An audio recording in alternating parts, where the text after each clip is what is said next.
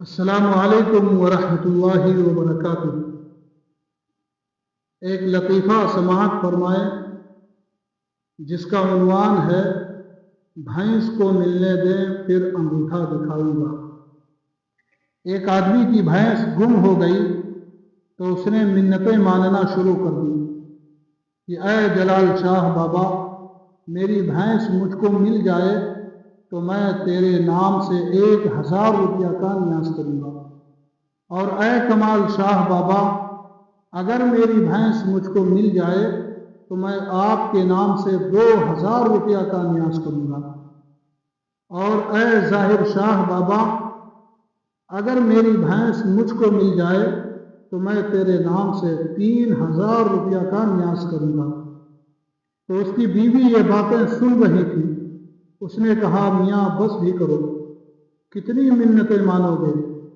یہ بھینس کی قیمت سے زیادہ منتوں کی رقم ہو گئی ہے۔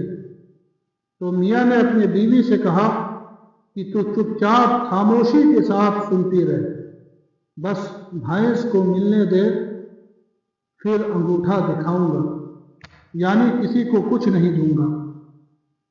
فائدہ یہ بات واضح رہے کہ اللہ تعالیٰ کے علاوہ کسی اور کی منت ماننا یا قسم کھانا جائز نہیں ہے۔ یہ سب کفریہ اور شرکیہ افعال ہیں، ان سے بچنا بہت ضروری ہے۔